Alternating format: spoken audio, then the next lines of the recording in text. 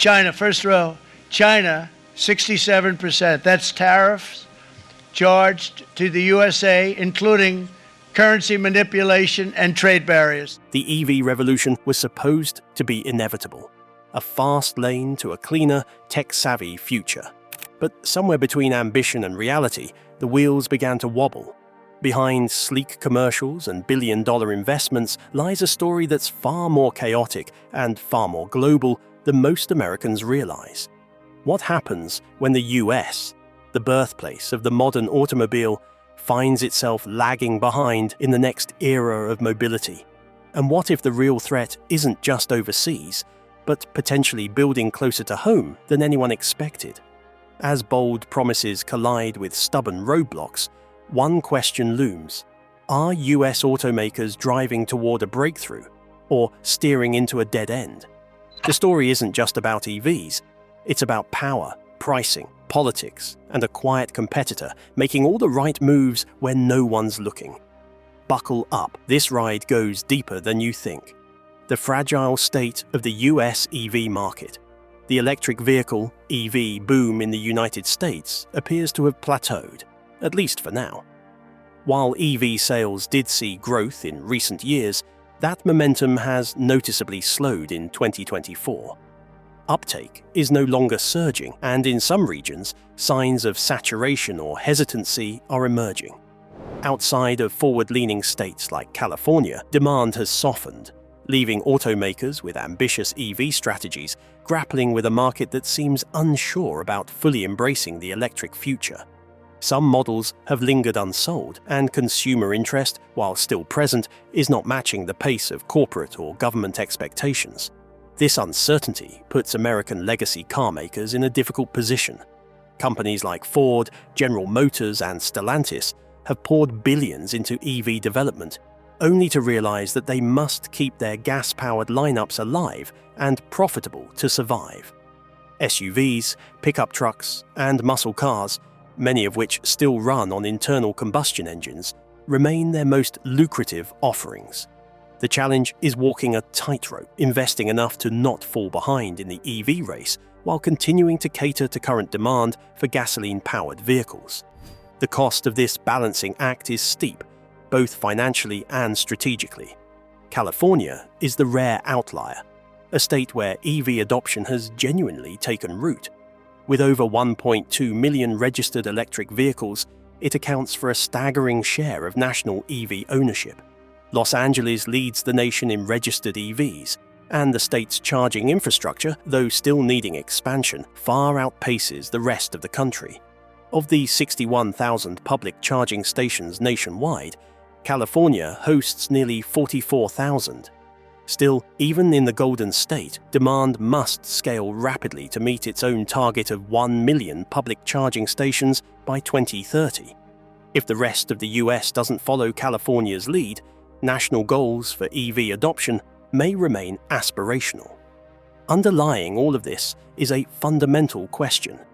Is the current US market truly ready for widespread EV adoption? Issues like charging access, vehicle affordability, battery range, and consumer education continue to weigh heavily on national progress. While policymakers push for a greener transportation future, the reality on the ground is more complicated. Without a clearer roadmap and greater consumer buy-in, the US risks lagging behind not just in innovation but in adoption itself, leaving a vacuum that competitors like China are increasingly well-positioned to fill. But while the US market slows to a crawl, something far more electrifying is picking up speed overseas. And Detroit can feel it coming. Detroit's fear of a China offensive. Detroit is on edge. The rise of Chinese electric vehicle makers, particularly those offering affordable, tech-packed cars, is triggering real anxiety across America's auto industry. Ford, General Motors, and Stellantis are well aware that they cannot currently match the ultra-competitive pricing of Chinese EVs, like the BYD Seagull, which starts at under $11,000. These low-cost vehicles are not only attractive to price-conscious consumers, but also reflect an efficiency and scale in manufacturing that US automakers have yet to achieve. For the big three, the mere prospect of Chinese EVs entering the US market feels like an existential threat, one that could destabilize their already fragile position in the EV race. This situation eerily echoes past decades, particularly the rise of Japanese automakers in the 1970s and 80s.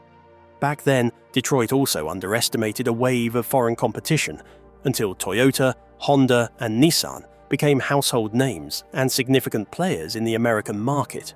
"We don't want to repeat the same mistake," one Detroit insider admitted, highlighting a growing realization that the Chinese threat must be taken seriously and addressed proactively, not reactively.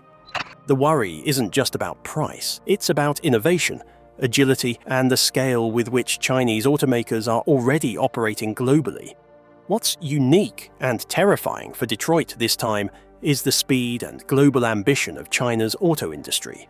Unlike the more gradual entry of Japanese and South Korean brands decades ago, Chinese automakers have already taken commanding positions in regions like Southeast Asia, South America, and parts of Africa.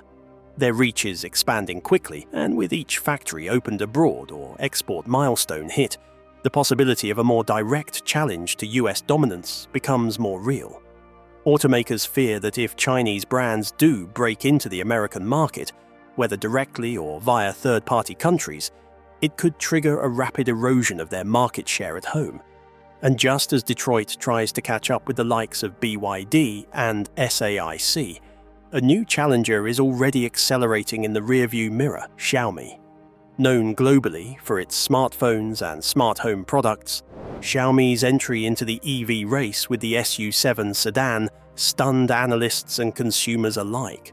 Blending consumer tech design with automotive engineering, Xiaomi promises an EV that isn't just affordable, but smart, sleek, and deeply integrated into its vast ecosystem of apps and devices. While not yet sold in the US, its emergence hints at a second wave of Chinese disruptors with deep pockets, loyal fan bases, and a different playbook. Even US auto executives are taking notice, some more candidly than others. Jim Farley, CEO of Ford, recently revealed that he had been driving the Xiaomi SU7 for 6 months as a personal test vehicle. His verdict? Surprisingly enthusiastic. "I don't want to give it up," he admitted. Farley praised the car's fit, finish, and tech integration, calling it very impressive, like a Porsche and a Tesla had a baby. For a Detroit executive to publicly admire a Chinese EV, even jokingly, speaks volumes about the respect and concern that brands like Xiaomi are starting to command behind the scenes. That's why the current US strategy, focusing on high tariffs and regulatory barriers, isn't just about trade or policy, it's also about time. Detroit is hoping that by keeping Chinese EVs out, they can buy themselves a few critical years to regroup, innovate, and become cost competitive. But the question remains: can legacy car makers reinvent themselves quickly enough to survive another global disruption? Or will this turn into a rerun of the Japanese car revolution with an even more dramatic impact? China's EV supremacy and government support. China's electric vehicle industry didn't rise by chance. It was built through years of deliberate and strategic government planning. Between 2009 and 2023, the Chinese government invested a staggering $23.8 billion into developing its domestic EV sector. These subsidies covered everything from R&D and production to consumer incentives and charging infrastructure. According to recent studies, this state support amounted to nearly 19% of all EV sales during that timeframe, laying the foundation for China's now unmatched lead in the global EV race. For US automakers struggling with high production costs, this level of backing is both enviable and difficult to compete with. The payoff is becoming even more visible. In 2024, BYD leapfrogged Tesla in annual revenue, bringing in a staggering 777 billion yuan, $107 billion, surpassing Tesla's reported $97.7 billion. While both companies sold nearly the same number of electric vehicles, 1.76 million for BYD versus 1.79 million for Tesla, BYD's dominance grows sharply when including hybrid sales, totaling a record 4.3 million vehicles globally.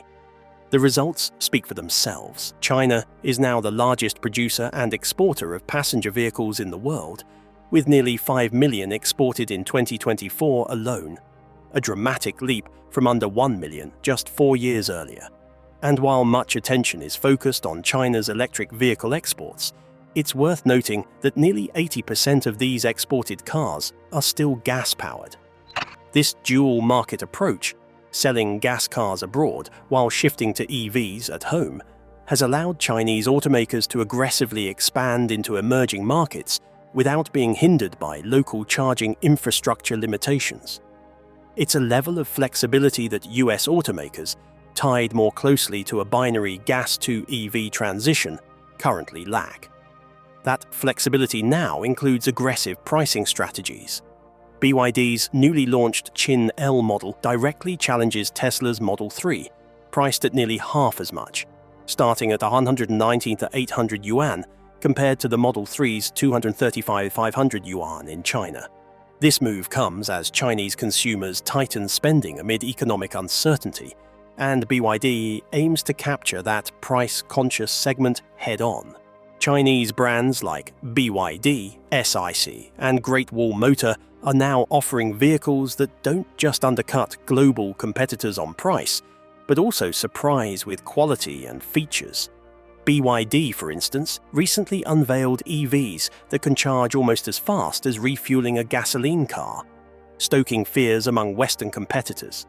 Meanwhile, even entry-level models often come with advanced infotainment systems, driver assist features, and sleek design, elements that are still considered premium add-ons in many Western-made vehicles. It's a potent combination of affordability, technology, and user experience that positions China far ahead in terms of consumer value. The tech race is also accelerating. In early 2024, BYD's founder Wang Chuanfu unveiled new battery technology that can charge a vehicle in just 5 minutes, vastly outperforming Tesla's supercharging time of about 15 minutes. And in February, BYD went further by announcing that its advanced driver assistance software, dubbed God's Eye, would be included for free in all models. Emerging players like Xiaomi are also redefining what a car company looks like. Backed by its success in consumer electronics and AIoT, artificial intelligence of things, Xiaomi is building EVs that double as digital hubs, smartphones on wheels. Its approach merges sleek aesthetics, performance, and tech-forward interfaces, appealing especially to younger urban buyers. And while Xiaomi's production scale is still growing, its brand recognition and software fluency give it an edge that traditional automakers, Chinese or otherwise, may struggle to match in the long term. Even Ford's CEO, after months behind the wheel of the SU7, couldn't help but sing its praises. Another sign that this newcomer is punching far above its weight. Yet the scale of China's dominance raises deeper questions. How did it leapfrog traditional automotive powers so quickly? And can its progress continue without external market access like the US and Europe? Analysts argue that its vast internal market, efficient manufacturing ecosystems, and vertically integrated supply chains give Chinese automakers a strategic advantage that's hard to replicate. Whether Chinese EVs are welcome in the US or not, their influence on global automotive pricing, expectations, and innovation is already being felt. And Western car makers may soon be forced to respond not just politically, but competitively. Meanwhile, Tesla finds itself in increasingly politicized waters. Elon Musk, now controversially appointed to lead the Trump administration's Department for Government Efficiency, DOGE, faces growing backlash over political affiliations and remarks, both domestically and in Europe, as BYD's share price surges, up over 50% this year. Tesla navigates a storm of both market and political turbulence. US protectionism, tariffs and politics, Faced with the growing threat of Chinese electric vehicles entering the US market, Washington has adopted a defensive posture, protectionism through aggressive tariffs. In a move that shocked even some industry insiders, the US imposed a 100% tariff on Chinese EV imports, a clear signal that Chinese automakers are not welcome on American roads. The rationale is straightforward.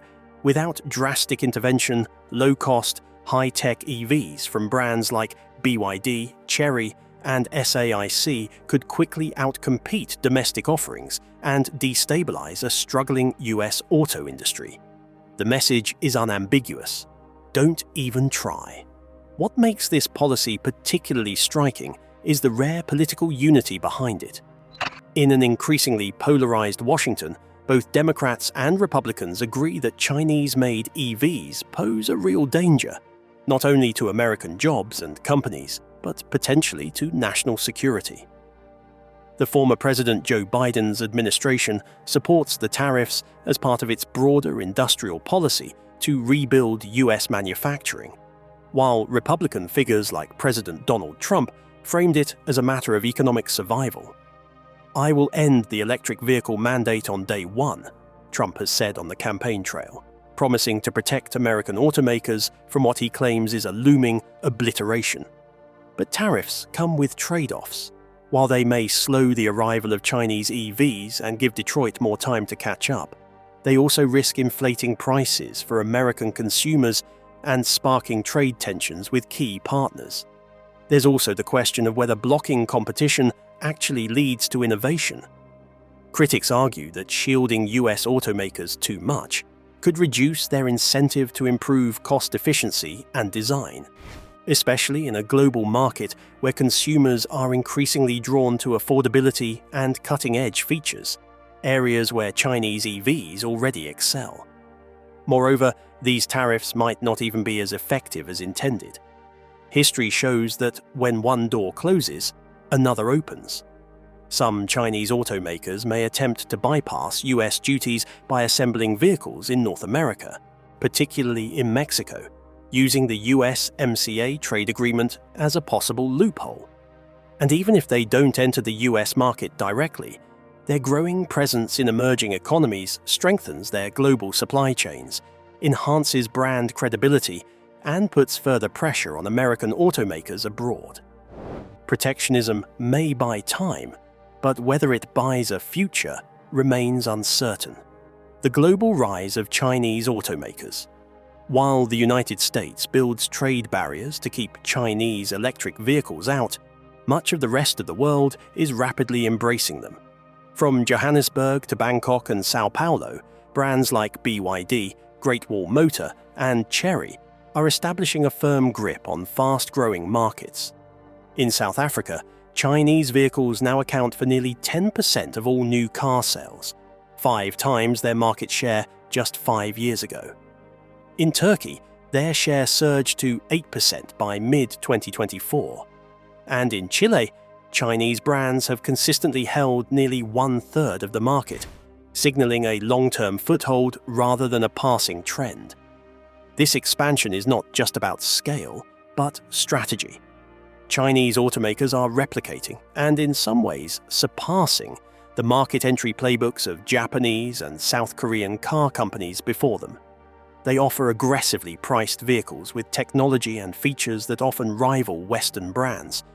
In Brazil, for instance, Great Wall's Haval Jolion SUV undercuts comparable VW models by thousands of dollars, while offering all the tech that are extras on known brands, as one South African customer described. These companies are adapting their offerings for different markets, even tailoring ad campaigns to local culture, such as BYD's promotional spot featuring Brazilian soccer icon Pelé. Importantly, this global growth isn't confined to EVs.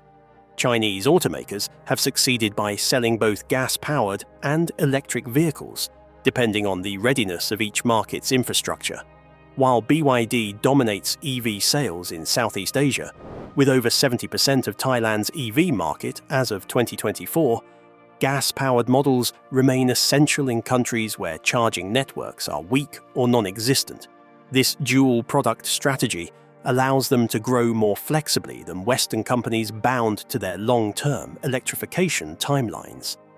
In essence, China's auto industry is scaling vertically at home while expanding horizontally across the globe. The implications for US automakers are clear and concerning. Even if Chinese EVs never enter the American market directly, they are already reshaping global competition, capturing loyal customers in regions where Ford, GM, and Stellantis once had stronger influence. As Chinese brands build brand equity and technical credibility in these markets, US car makers risk being pushed to the margins, not only abroad, but eventually at home as well, especially if international partnerships, like GM's joint ventures in China, begin flowing products into North or South America. The rise of Chinese automakers is not just a regional story, it's a global shift in automotive power. Beyond the headlines, a quieter strategy is unfolding, one that's turning unexpected regions into China's most powerful launchpads. How the Global South became China's launchpad. While wealthy nations debate tariffs and trade policy, China has quietly turned to the Global South as fertile ground for automotive expansion. Emerging markets like South Africa, Brazil, and Thailand are now central to Chinese automakers' global strategies. These regions offer rapid population growth, expanding middle classes, and fewer established EV players, an ideal recipe for China's flexible approach. Importantly, Chinese companies have adapted by selling affordable gas-powered cars where electric infrastructure is lacking, enabling them to capture market share regardless of local technological readiness. In South Africa, Chinese vehicles have surged from near invisibility to nearly 10% of all vehicle sales within just a few years. Local consumers are increasingly choosing brands like Haval and Chery over legacy European or American competitors, citing better value and more tech features for the price. This success isn't just about product, it's also about perception. Chinese automakers have invested in savvy local marketing and dealership networks, creating trust and brand familiarity. In Turkey and other parts of Africa, a similar pattern is unfolding, where first-time car buyers are gravitating toward Chinese brands. Brazil provides a striking example of how China uses policy incentives and culture-savvy campaigns to gain traction. When the Brazilian government temporarily waived import taxes on EVs and hybrids in 2015, Chinese brands flooded the market. BYD and Great Wall later began building local manufacturing plants to avoid future tariffs, taking over sites once used by Ford and Daimler. To win hearts and minds, they launched campaigns with national celebrities, BYD even featuring Pele in an ad. These tactics, combined with competitive pricing, have helped Chinese automakers plant deep roots in Latin America's largest economy. This foothold in the Global South may prove strategically invaluable in the long term. As China refines its global logistics, expands assembly and production in friendly nations, and cultivates brand loyalty in frontier markets, it builds a supply chain and consumer base that can later serve as a springboard to more protected markets like the US or Europe. China's threat at the US border, Mexico. As Washington moves to block Chinese electric vehicles with steep tariffs, a new concern is emerging much closer to home, Mexico. The US-Mexico-Canada Agreement, USMCA, designed to promote regional trade, could inadvertently become a loophole for Chinese automakers looking to circumvent US trade restrictions. If a Chinese brand were to establish manufacturing operations in Mexico and meet regional content requirements, its vehicles could potentially be imported into the US tariff-free. This prospect is raising alarm among policymakers and industry leaders in Detroit, who see it as a potential backdoor entry for China's automotive power. President Donald Trump and other protectionist voices have already sounded the alarm.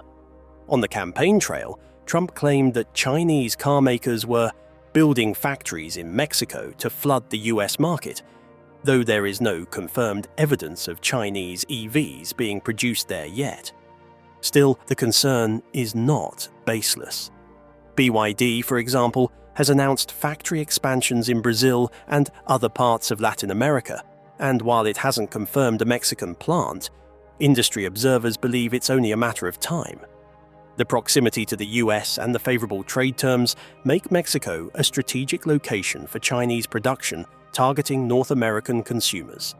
The implications of such a move would be profound. If Chinese automakers were able to build vehicles in Mexico, brand them as North American made under trade agreement rules, and then sell them in the US without the 100% tariff, it could undermine the entire US protectionist strategy. This scenario would put immense pressure on American manufacturers, especially if the incoming vehicles were priced far below anything produced domestically.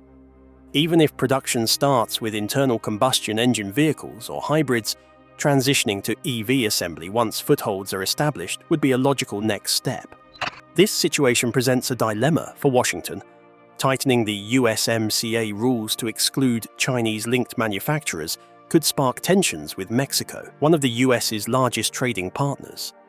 On the other hand, failing to act might render US tariffs ineffective and expose the domestic auto industry to the very competition it seeks to avoid. The larger question remains, can America shield its market from Chinese EVs indefinitely, or is it simply delaying their arrival through legal and geographic rerouting? In the globalized auto industry, borders are increasingly porous, and the battle over who gets to sell cars to American consumers might soon be fought just a few miles south of the Rio Grande. The role of price-sensitive American consumers. For all the policy debates and industry maneuvering surrounding electric vehicles, one reality remains central. American consumers care deeply about price. EVs in the US remain relatively expensive, with many models priced well above the $40,000 mark. Even government incentives like tax credits haven't been enough to sway a sizable portion of middle-class buyers. Meanwhile, Chinese EVs like the BYD Seagull, priced at under $11,000, raise an uncomfortable possibility for US automakers. What if Americans are simply waiting for something cheaper? The appeal of affordable, feature-rich Chinese EVs is not lost on American EV enthusiasts and consumer advocates. If offered, Americans would gladly buy affordable Chinese EVs, noted one EV association president in California. It's not just about price tags, it's also about perceived value. Chinese brands have been praised for packing modern software, driver assist tools, and stylish interiors into compact and mid-size models that rival vehicles twice their cost. These offerings could resonate especially well with young drivers, urban commuters, and budget-conscious families, groups currently underserved by the US EV market. US automakers are acutely aware of this gap.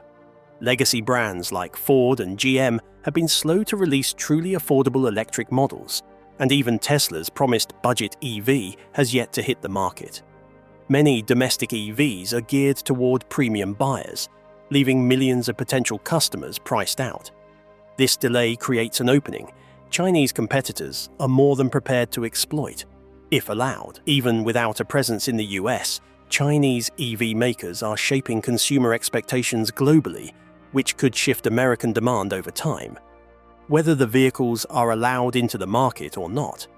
Ultimately, this points to a deeper tension between consumer choice and national policy. While Washington tries to wall off Chinese EVs through tariffs and regulation, it may be ignoring a central truth.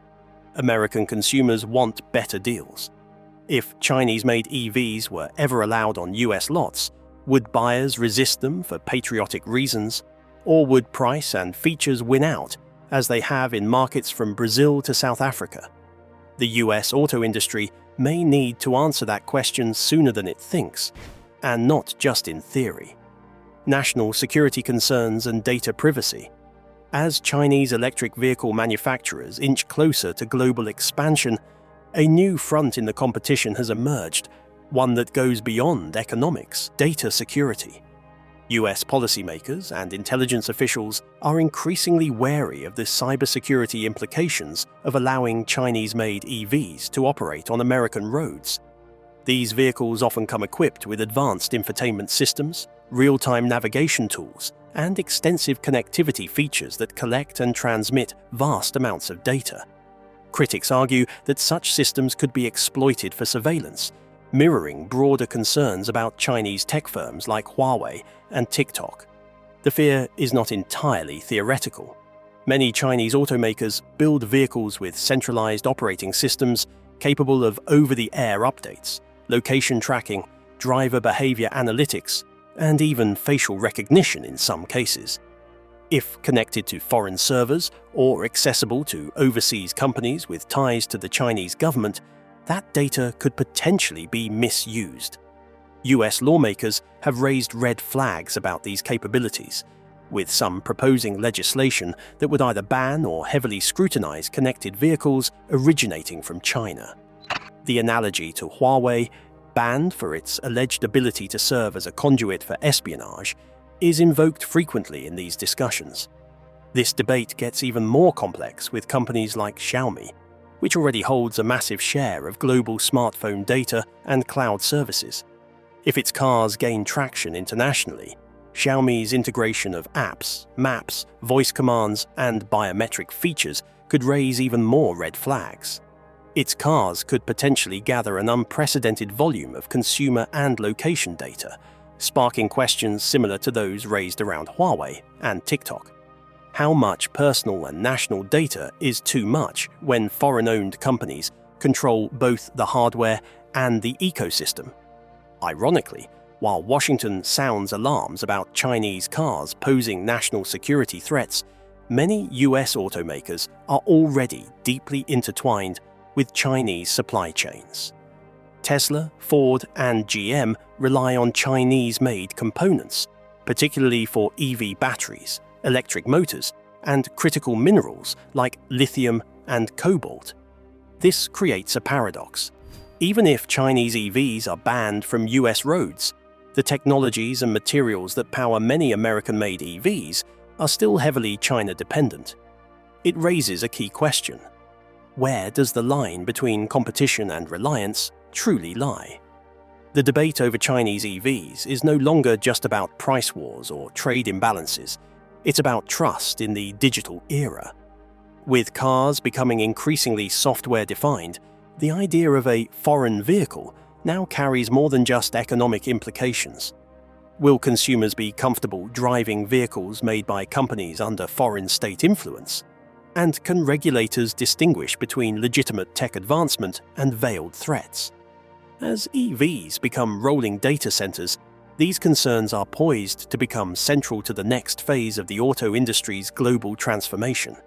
Suddenly, the question isn't just about who controls the data, but who controls the future. The inevitable shift. Can US carmakers catch up? After years of bullish EV announcements and aggressive investment plans, American automakers are shifting their strategies. General Motors, Ford, and Stellantis have all recently scaled back full EV ambitions and pivoted toward plug-in hybrids, PHEVs, which offer a more transitional technology.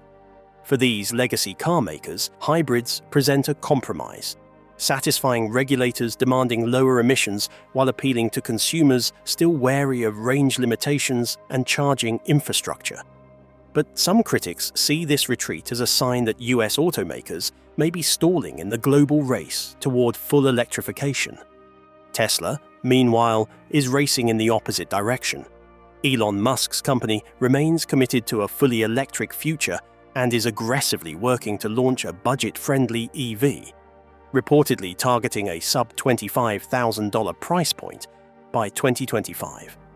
If successful, this vehicle could redefine the competitive landscape in the US, placing further pressure on traditional automakers who have yet to produce EVs at similar price points with comparable range or features.